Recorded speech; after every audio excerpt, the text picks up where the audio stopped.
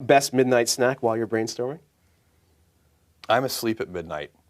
That's important, isn't it? That's really good. Before Jeff Bezos would become the founder, CEO, and president of the world's most influential retail chain, Amazon.com. Unbelievable. Before Jeff Bezos would survive a helicopter crash and check himself out of the hospital on the very same day. Before Jeff Bezos invested $1 billion a year into commercial spaceflight, bought up various businesses including Whole Foods, Twitch, and would set out to change the media landscape with the introduction of Amazon Prime. It's time to go back to the moon, this time to stay.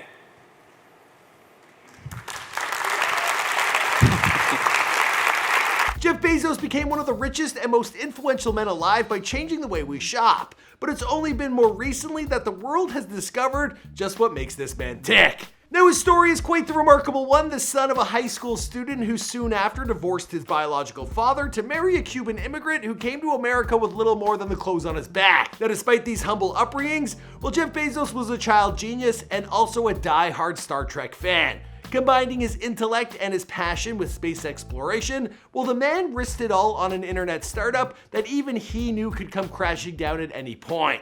Now, over the past couple decades, he was able to play his cards right and is well on his way to becoming the real-world version of Jean-Luc Picard. But we'll get into all that in just a minute. What's going on, guys? It's your boy Michael McCredden, documenting the life and career of Jeff Bezos prior to fame. Here for you, of course, on Before They're Famous. Now, we recently dropped a Rich Life video on Jeff Bezos, and you guys requested a full biography. We also recently did an update on Elon Musk. You guys gotta let us know who's next in the comments down below. Alright, now let's get into this video.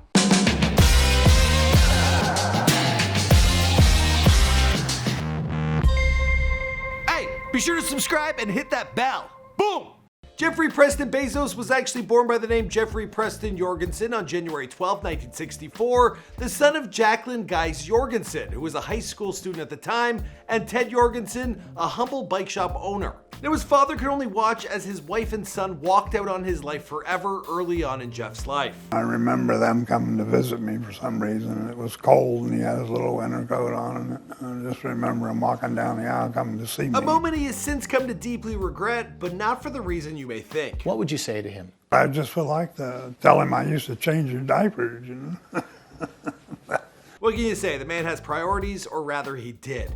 Now Ted, he died in 2015, having never reconciled with his son in a meaningful way. R.I.P. to the memories of those dirty diapers.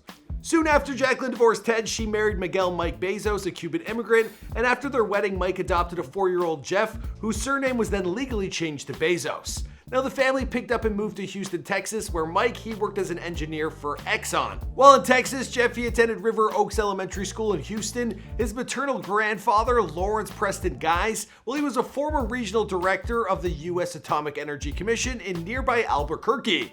The town made famous for Breaking Bad and for throwing a pizza on a roof. Young Bezos would spend many summers with his granddaddy working at the family ranch near Cotulla, a ranch he would later purchase himself and expand from a humble abode of 25,000 acres to something with a little more legroom. We're talking 300,000 acres to be exact. As they say, everything is bigger in Texas. But despite how big everything is over there, well, the Bezos, they just weren't satisfied in Texas. They moved to Miami, Florida, where Jeff attended Miami Palmetto High School. Now Jeff, he got himself a job at a local McDonald's as a short order line cook, and this was during the breakfast shift. Now we should have known right then and there how clever this guy is. Now every day he got access to breakfast crack long before it was ever a 24-hour option. He was an early adopter, long before the internet came around. Now, unfortunately, the grease, it gave him terrible acne, and he wasn't allowed to serve the customers, only cook the food. Now, don't let his former employment fool you. Jeff was a smarty pants. He racked up award after award, a National Merit Scholar, a Silver Knight Award winner, and even became the high school valedictorian.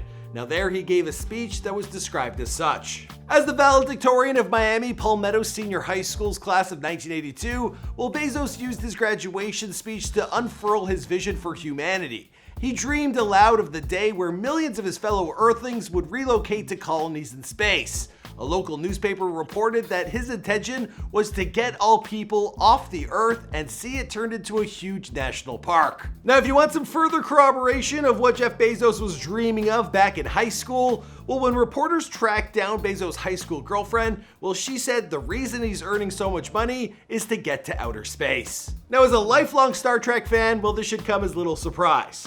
Now, in 1986, he graduated summa cum laude from Princeton University with a 4.2 grade point average. Now, of course, while at Princeton, he just so happened to be the president of the local chapter of Students for the Exploration and Development of Space. Can you imagine how crazy those parties were? I can't. Exploration of space. Now, after Princeton, he was offered a job at Intel, Bell Labs, and Anderson Consulting, among others. Now, he turned them all down for a company called Fattel. Never heard of it? Me neither. It turns out that Fattel was a telecommunications startup, and it tasked Jeff with the job of building a network for international trade. Now, Jeff and Fattel's union didn't last long, and after that, well, he bounced around. He acted as a product manager at Bankers Trust from 88 to 90 before joining D.E. Shaw, a newly formed hedge fund with a strong emphasis on math. Now, he became the senior vice president at the age of 30, and he worked there until 1994. It was while working there that he first met Mackenzie Tuttle, a research associate at the firm. Now, the two, they were wed a year later, and they would go on to be parents to 4 children, 3 sons, and a daughter adopted from China. In late 93 and early 94 is when Jeff Bezos' life would change forever. Then he decided to quit his cushy day job at D.E. Shaw and jump in his car, drive across the country from New York to Seattle, and take a chance on his dream. What's that dream? Oh, you know, an oldie, but a goodie. He wanted to create the world's first online bookstore. July 5th is the day that Jeff started selling books out of his garage to people all over the world. Long before, I'd wager to guess, a vast majority of the world's population even knew something like this was an option. Now, Jeff, he almost named his company Cadabra, but well, he decided in the last moment not to because... So the first name of the company was Cadabra Inc., and it comes second half of abracadabra. But when I called the lawyer on his cell phone and said Cadabra Inc., he said, cadaver? And didn't, was pretty obvious that wasn't a very good name. Initially, Jeff helped finance the company with a $300,000 loan from mom and pop, who were resistant and in disbelief that he would trade in his high-profile Wall Street job to sell books on the World Wide Web. At the time, what the hell was that? Now, Jeff, he was quick to warn each and every investor that there was a very good chance that the company, it could fail or go bankrupt. In the first year of opening Amazon.com to the public, we didn't do any paid advertising, and all of our growth was fueled by word of mouth and media exposure. But by pursuing his mantra of get big fast, within 3 years, Bezos, he was taking the company public. Now, despite criticism of his business model, well, he always maintained that the growth of the internet, it would eventually overtake his primary competitors in the big box stores. We're talking Borders and Barnes & Noble. By 1998, Jeff, he made good on his promise to be more than just a bookstore, diversifying and expanding his product lines to include consumers' goods of all types. We're talking music, home videos, and then, well, today you can basically get anything. Yeah. Bob Dylan, Van Morrison. Yeah. And of course, you can listen to these. So you can listen to samples. Bezos' childhood ambition finally began to take shape in 2000 when he launched Blue Origin, an aerospace manufacturer and suborbital spaceflight service company that he spent nearly $1 billion a year funding. But don't worry, we're seeing real results. In 2015, Blue Origin, they successfully reached space for the first time. Hey, wait a second. Haven't we done that like 100 times already? Huh.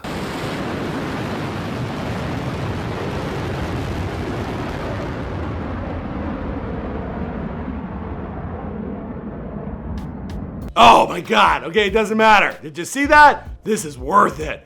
Now, in 2002, Bezos, he launched Amazon Web Service to gather data from weather channels and website traffic. But that same year, Bezos and Amazon, they experienced its first real downward swing. Rapid spending was causing undue strain on a stagnating revenue stream, and the company, it nearly went bankrupt. Bezos closed distribution centers and laid off around 14% of his workforce. Then, as if things weren't already bad enough, in March of 2003, well, Bezos was one of 3 passengers in a helicopter that crashed in West Texas after the craft's tail hit a tree. Thankfully, there were no fatalities. And Bezos, well, he only sustained minor injuries, being released from hospital that very same day.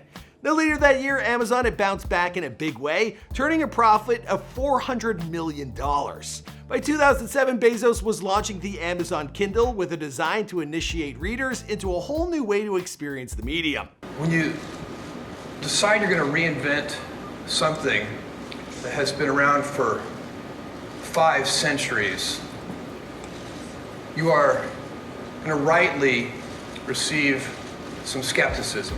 During the early parts of this decade is when Bezos' public image began to shift. He started weight training and wearing tailored suits, enacting a complete physical overhaul and going from this to this. What does that remind me of? Now say what you want about him, the man is clearly committed to learning from and following in the footsteps of the great space explorers who came before him. Now Jeff's success, it grew hand in hand with his ambitions, and by 2013, Bezos secured a $600 million contract with the CIA to utilize his Amazon Web Services. Now later that same year, Amazon was recognized as the largest online shopping retailer in the world. His next big breakthrough was a little device you may refer to as Alexa. Dad, how do you spell cantaloupe?